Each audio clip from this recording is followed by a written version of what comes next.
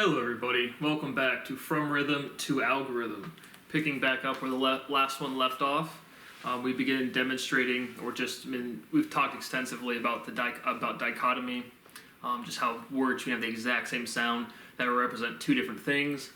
We've been exploring how the letters that represent those sounds change. And so now I want to ask you the question, what is breathing? Answer the question. Well, what are you doing? You're inhaling and you're exhaling, right? So we inhale, exhale, right? And so my point is you have two complete words, right? Natural opposites, inhaling versus exhaling. Like exhale, inhale, halation, right? So you just have some prefix modifying some base word. You give your natural opposite. And then all of that entire process is contained within the concept of breathing, right? And so what you have there is a physical system, right? Breathing is a very clear physical process. Then you have words that represent sections of that process. And so you have inhalation and exhalation, and those combined are breathing.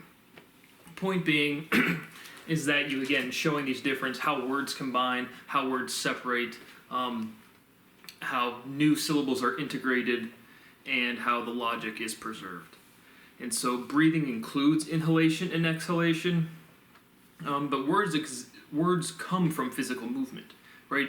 Onomatopoeia, we kind of get cause and effect reverse, right? You start with the sound and you build that sound and structure it into a word. It's not that moo sounds like a cow mooing, it's you hear a cow making a sound and then you try to imitate that. So again, just considering the direction when these things, chronology, what came first. But this gives us a very poignant historical insight and fact proof, right?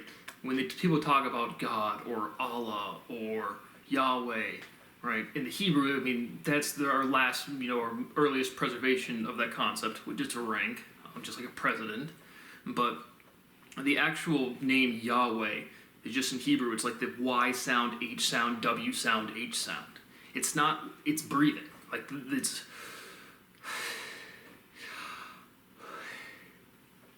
So the breath of God is really, again, reduction of a proof to literally speechlessness. When you self-contain every word and every sound and every syllable you use for an entire proof, and then you reduce it, it entirely goes away. So that is what that is indicative of. 100% certain, without question. But it rises the question, if speciality and sensuality, these axioms that I've derived and proven, were they already derived? And the answer is no. Because if they were derived, I would have literally nothing to do. There wouldn't be problems within ontology. And so, Jesus is well documented historically, the prophet is well documented historically, God was certainly, it's a rank, but it was a female, and certainly past, more accomplished, but did they complete a proof, right? And so, the rank of God, which was a female, did for sure, because that's why you have, only God can judge me. It's really saying there's only one person that has enough logic proven to assess the consistency of my behavior. It's really what kind of that says. And then the fear of God is the equivalent today of ontological shock. You're sitting there, and you're doing something stupid, and then bam, smacks you right in the face, and you're directly wrong. It's like, oh, now I'm scared or something. It's like a deer in the headlights. But that's literally what it is. the breath of God is literally breathing. And it's not actually, it's just, and that exists because she reduced, but again, you naturally use the he, like if you're talking in general, not about a specific person, you'll say he or a male dominant figure. So why do I say it was female? Again, I said proofing at this level, there's nothing I can say to convince you, and there's no other historical evidence that's going to convince you or not convince you. But did you assume God's gender? Oh my gosh. But it's a female, was a female. But it's a rank, and so there's just more gods that were male over the course of history than females. But if the proofs were completed, there would be nothing left to do. Division is polarization, right? Now we're going to connect, right? Division mathematically, and we've talked about it extensively physically, but what is it, right? Magnets cannot be divided, right? So division is polarization now. But like you can't divide poles, but if you divide a group of people, they become polarized. And so we use that, again, we're showing the consistency for don't say slang, but emotion, right? If you're a polarizing figure, you separate people. But polarity and divisionality, but that made me think, is division polarization? Yeah, if you're separating something, you're polarizing it. But then you can't divide, magnetic monopoles don't exist. So again, it's just, reproving that you can't break down things past a certain level, including words. Singularity is singular. It's not at the center of a black hole. I was just watching. Unfortunately, Brian Keating still shows up on my screen after he treated me like shit personally, and he's part of an organization, academia, that's committing fraud. Hey, Brian Keating, man, I'll still pay you $500,000 to come on your cute little YouTube channel and prove to you every thought you have as you have them. Literally, that's a real thing. But a singularity is the moment of R0 stabilizing into R1, the beginning of everything. So there again, singularity is singular. There was one of them. That's what it means. It was a one physical event in the past that's never coming back. Bye bye. So when they say there's a singularity at the center of a black hole, it's just no. It's just the spherical packing density, right? You take how much space is contained within a black hole. It's going to be the spherical density limit again. But it's just literally dense spheres just piling on top of each other. That's literally all it is. It's not, so singularity has no application for applicability at all to what a black hole is. A base is a core, right? Basing, how about coring, right? Do you agree with that? A base is a core. It's kind of like gives you different intuition on geometry. Base is kind of like down, core is kind of like center. You might be thinking like a rod, like an axle even. But now, remember we conjectured ensor, answer, ensor, encore. Oh wait, we just derived the word encore. And it is, E-N-C-O-R is encore. But it's the natural progression of ensor, right? You just, again, that iteration of the C and the S. And so we derive the word encore. But encore is not an English word. So we just to prove that languages aren't distinct, right? Syllables are. Because encore is a French word. Just like you can have an appetite. That's not an English word. Quote and quota. To cite is to quote. To count is to quota. What is the plural? So now we have these pluralities where a quote is, I guess, a singular, but like you'll have these weird, like most things in English end in S that are plural. And you'll have other things that end in like I, like fungi, or something like that. And then you'll have magi, and then you'll have some things, from Latin or something that end in, what is momentum plural? Is what I'm getting to. What is momentum plural? Momenti? Momentums? But then again, I don't think there is a plural, right? Momentum, what we covered in the previous episode, keeps the word open. It doesn't bound it or something. And again, all of these things will come to light once the final reduction's done. But again, I've already done this process. So you can just go watch Speciality if academia would acknowledge it, which is legally required, but nobody gives a fuck about the law. So we're also proving that there's absolutely no structure to society whatsoever. But we derive the word encore. Quota, but just what is momenta? Is that it? Like we put an A, is momenta plural? Quota, momenta? So I think that's it. What I was getting at. What distinction is made by saying and emphasizing the real world? Oh, little Johnny, when you get out of college, you'll enter the real world. What differentiation are you really making there? It's basically you're acknowledging privilege, right?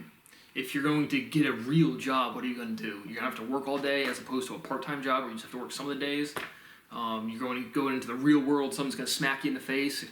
So it's just basically saying you're going to get out of your privilege. But it's interesting that they say, again, just showing you how much privilege is integrated into our society. Not even on an individual basis, just how many things are centralized to that you don't have to supply your own water. You might have to go to the grocery store to buy it, but you can just get DoorDash if you have enough money. You can do all of, you don't have that imminent threat of violence statistically, regardless of what the news says. And so our society is extensively privileged. And when you're saying the real world, you're referencing losing that privilege. Censorality, secretality, right? What is a secret? Right? If you censor something, you're keeping it secret. And now you should start seeing these letters are getting really close. We're spinning. Academia is trying to prove stuff that's absolutely never existed. and now you can't get away from it, right? A secret is censored. But sensuality is secretive. And now think about it, wait a second. We're talking about this dichotomy of two. Can secretive be pronounced any other way? Secretive, right? You can secrete and secret. Spelling those two words are different. The difference is a letter, E. Secret, secrete. But then if you put it into ing form, the verbing form, right? You take secret and you just put ing at the end, and you have secrete. You take off the E and put the ing. So you have secreting and secreting with the same exact spelling. So again, remember, we're showing this consolidation and reduction. Consolidation, reduction, consolidation, reduction. And then once we do this enough, a verb form, a word form will pop out that is completely unique, profoundly obvious. It's going to be like sensory memory. Again, we're just refining the definitions. Like I said, the definition is already established. We're just making it specific to the point of complete reduction. How is applying ality? Like, how do we do that? What is the protocol, the algorithm for that? Because very empirically it generalizes. You take any word and you put ality as a prefix, it's going to generalize it. Everyone does it instinctually. But just when you remove it and you don't remove it, right? It's like secretality, right? That doesn't, you're not removing any letters. Secretality, you are, but it's the same spelling. But then you can have other words where it's clearly different spelling. You're not using the same base word, but you remove and you don't remove letters sometimes when you're putting ing on the word. Why do we do that? A load is an amount. Workload, payload, overload. So what is a load? Just ask your girlfriend. But amounting is quantifying. When is y removed? Quantify, defy. Right? If you defy something, right? Do is a prefix. Phi. What is phying? So all of these words, these are all words. Like, these are all parts of proofs of axioms in the future. Every bit of it. But you just have all of these word forms that nobody's ever considered. Like, what is that thing there? Defy. What is phying? I don't know. But what is flying? Literally, what is flying? You lift off and then you stabilize a dynamic, right? You use the term that doesn't fly, right? That doesn't work. That doesn't function the way it's supposed to do. That's not cool with me. That's not okay to do. That's not good behavior. That emotion doesn't fly. What's the difference between quantity and quantify? Right? Because now we're just changing in that syllability, get a clear difference. But if you have a quantity, you're referencing a cardinal number, just a magnitude, 1, 2, 3, 4, 5, 6, so on. Quantify, right? Quantity, very clear, just a number. Quantify is like you're describing something. You're quantifying something else. So it's not quantify isn't an adjective. It's like a command, a verb command to do something. If you just heard it as is. But quantity obviously goes to magnitude. Quantify, quantity is to magnitude. What quantify is to also still magnitude, but not as strong as quantity? Don't know, but clearly something going on there. Quality and quantity, right? That's a fundamental dichotomistic pair society has forced together that everybody has heard. It's quality over quantity. Why not do both? But what is really quantify, qualify, quality, qualify?